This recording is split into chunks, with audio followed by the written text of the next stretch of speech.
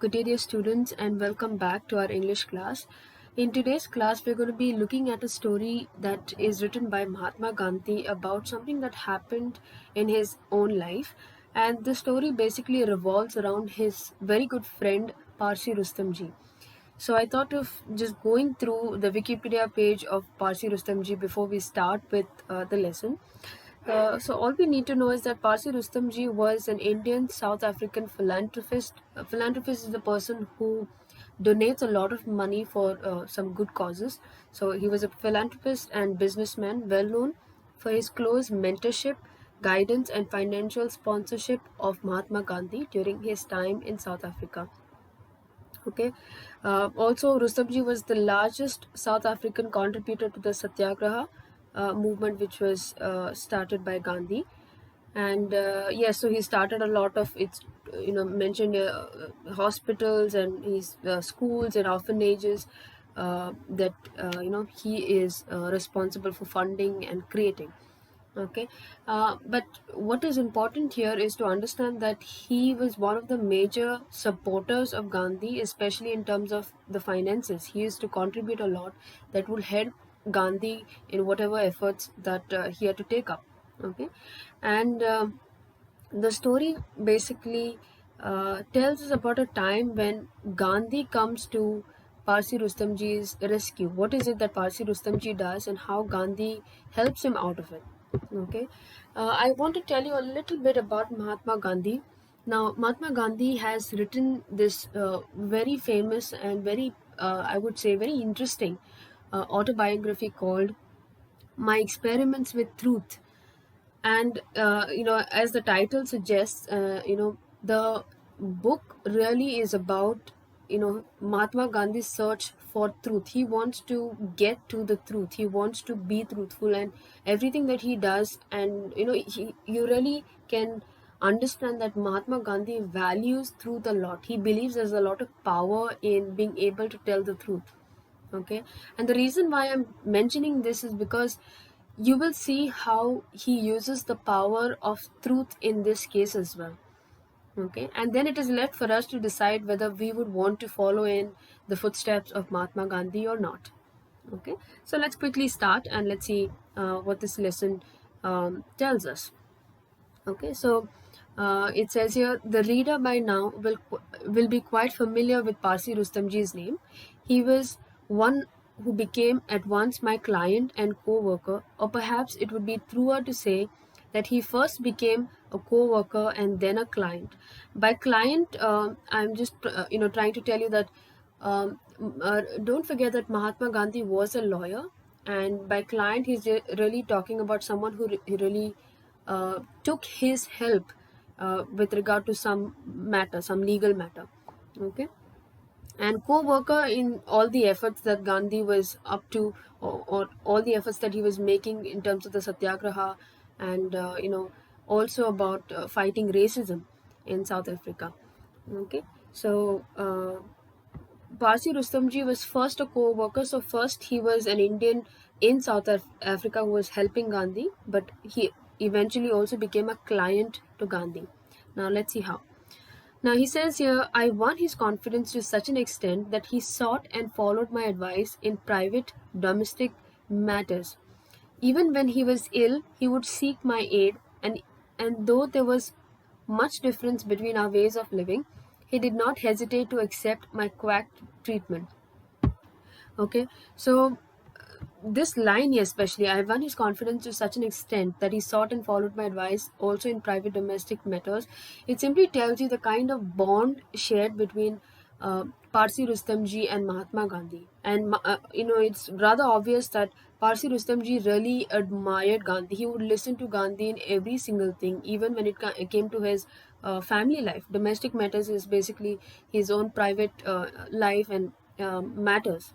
Okay, so he listened to Gandhi that much. So I think after God, Parsi Rustamji would have respected Gandhi next. That is the kind of reverence that Parsi Rustamji had for Mahatma Gandhi.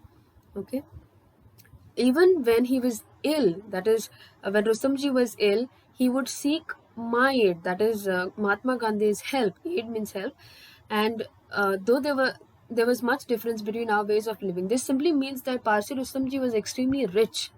Okay, and like I just showed you, he is a philanthropist and a businessman, and a very good one, a very prominent one also. So he has a lot of money, and he doesn't really require Gandhi to give him medication or to suggest some medications. And again, if you read up about Gandhi, you will know that he depended a lot on home remedies. He did not believe so much in doctors and everything. He believed in vegetarianism, and home remedies basically.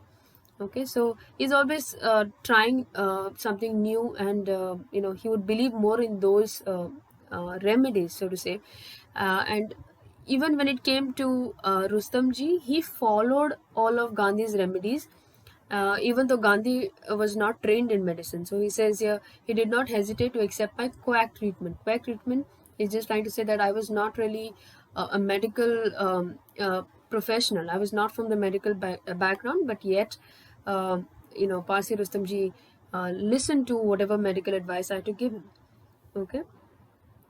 This friend once got into a very bad scrape. So this friend, that is Parsi Rustamji, once got into a very bad scrape, very bad situation. Okay, very difficult situation. Though he kept me informed of most of his affairs, he had studiously kept back one thing. Studiously kept back one thing, very carefully, purposely almost. Kept back one thing. He had not revealed one particular secret, although everything else, Parsi Rustamji very faithfully told Gandhi about his life. Okay, he was a large importer of goods from Bombay and Calcutta, and not infrequently he resorted to smuggling. Now, this is the secret that Parsi Rustamji had very studiously kept away from Mahatma Gandhi. Now, what is what is his business? Basically, Parsi Rustamji used to import a large amount of goods from Bombay and Calcutta. And where is Parsi Rustamji? Parsi Rustamji lives in South Africa, where Gandhi was also at that particular time. Okay. So that's how his business would run. And in this business of importing goods, a lot of times, when we say not infrequently, means quite often, quite frequently, he resorted to smuggling. Okay, smuggling means illegally, in this case, importing goods. Okay, he may not be paying the right amount of tax. Okay, now it is actually explained a little further. So let's continue reading. He says here, but as he was on the best terms with the customs officials, no one was inclined to suspect him. Now, and then I'll continue. In charging duty, they used to take his invoices on trust. Some might have even connived at the smuggling. Okay. Now, this is the thing. When you're importing goods, you're supposed to pay customs duty. Customs duty is the tax that you're supposed to pay. It's a certain amount that you're supposed to pay to the customs officials when you import goods and even when you export goods. Okay, in this case, it's only importing goods. Okay, so the problem is this man, Parsi Rustamji, a lot of times would not, pay the right amount. He would hide a certain number of goods, maybe something. He would be up to some sort of an illegal thing. He would not basically pay the amount that he's supposed to pay. That is what his mistake is, and that is illegal. He's not supposed to do that. Okay, but the reason why nobody caught him earlier was because he was on the best terms with the customs officials. That means he was very good friends with the customs officials, and of course he's a very rich businessman, so they also liked him and he liked them back as well.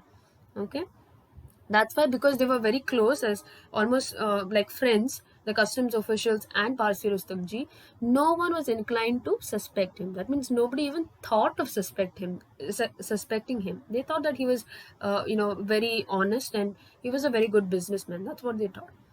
So in charging duty, in charging the tax, they used to take his invoices on trust. That means they usually would not check his invoices. The bills that are submitted to the office, they would not check it.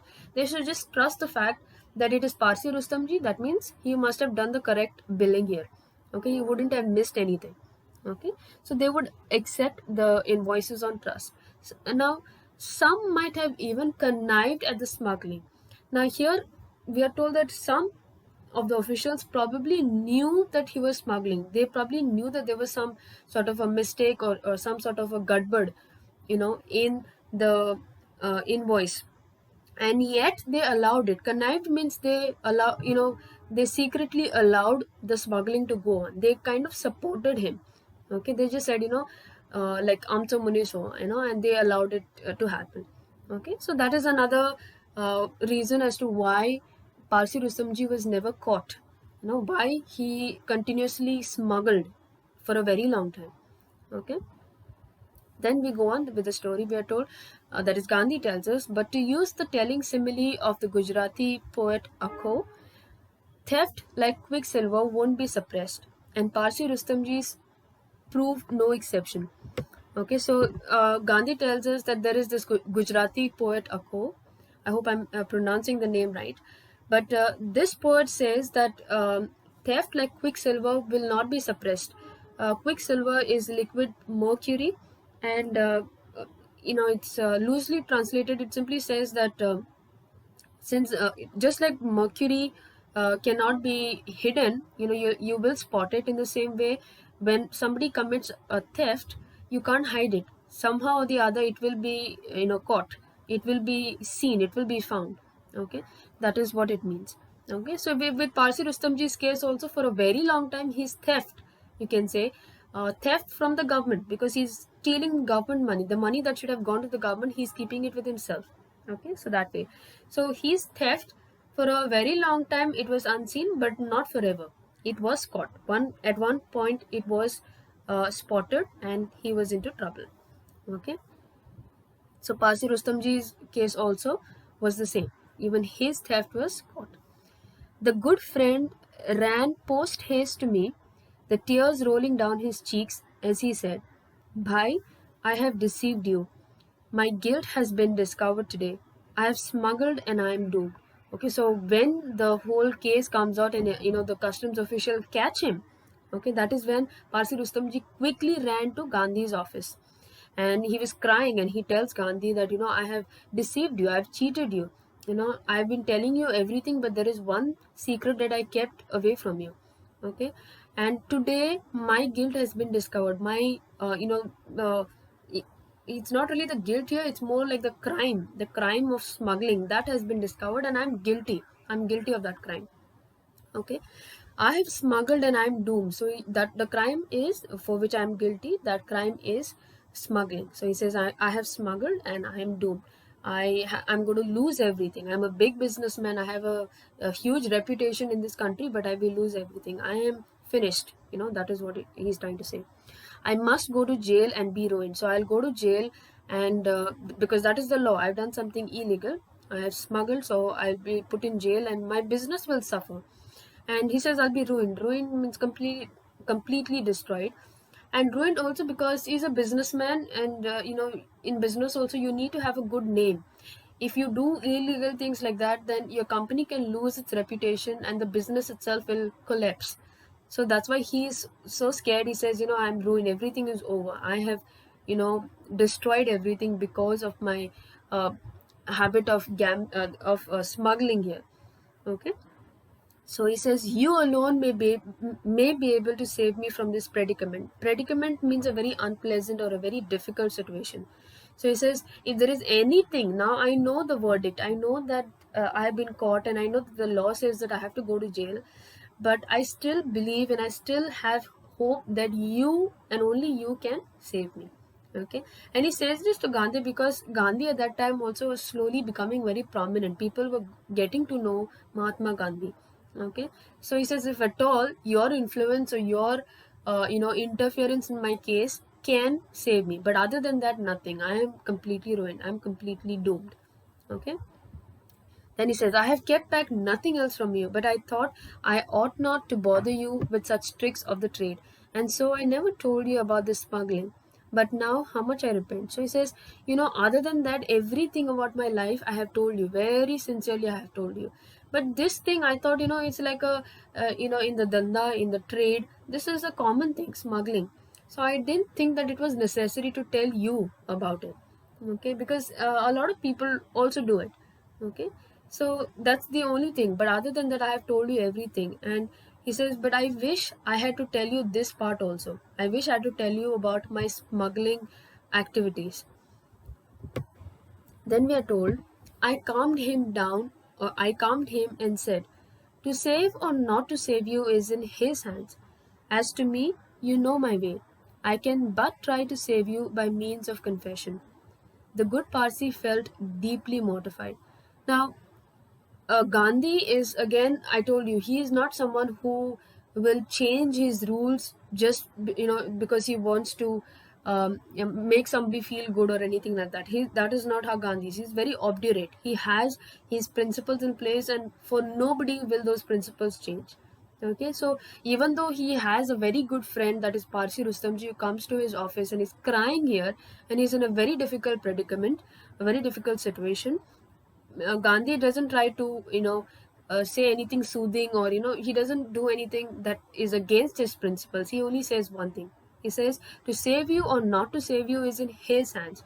By his hands, he is talking about God. He says, your situation is very difficult. It's a terrible situation to be in, but I cannot save you.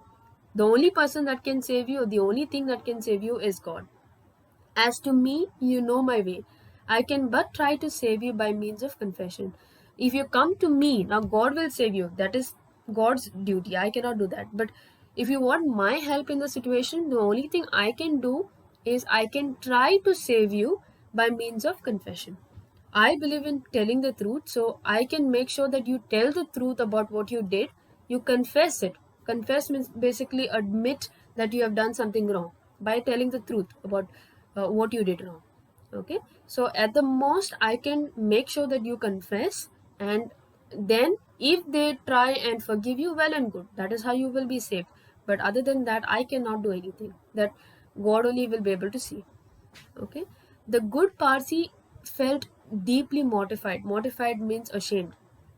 Okay, the good Parsi, why did he feel mortified? Why did he feel ashamed? Is because it is not easy. It's not easy for someone that big, that rich, that influential, that powerful to go and openly tell people, or openly tell whoever is, the authorities rather, that he has committed a crime, that he has done something that is illegal. It is deeply shameful to admit a crime like that. Okay, so he feels completely embarrassed that, you're telling me to do that. Do you even know who I am? And do you know how this is going to sound? That is the kind of thought that he has, because obviously he has a reputation. It's not simply that he feels mortified. Okay, but Gandhi is, very adamant. He says that's the only way out. The only thing we can do is you can confess your crime, and then let's see what happens. Then, anyway, so the Parsi says, but is not my confession before you enough? He asked. So he says, is it not enough that I took the courage to come and tell you the truth, because you are, such an important person, such an influential person. So I have come and told you the truth. Is that not enough? That is the question. So, do I still need to go and tell the authorities about what I have done wrong? That is the question here. This is what he's asking Gandhi, Parsi Rustamji. Now, so what Gandhi says is, he says, you have wronged not me, but the government. How will the confession made before me avail you? I replied gently. Now, Gandhi, very, very sensibly, but yet, very, very peacefully and very, very calmly and gently, he tells Parsi Rustamji, see, you have committed a crime not against me. You have committed a crime against the government, because the money should have gone to the government in the form of taxes. You smuggled and you kept that money with yourself. Okay, so if you have done something wrong against the government, you have to go and tell the government that you have done something wrong. If you had to do something wrong against me, then it was okay to come and tell me that you've done something wrong. But in this case, since you have wronged the government, you have to go and tell the government officials that you have done something wrong, because it is them that you have to ask, uh, or rather you have to apologize to. Okay, because you have done something wrong to the government. Very, very sensible answer.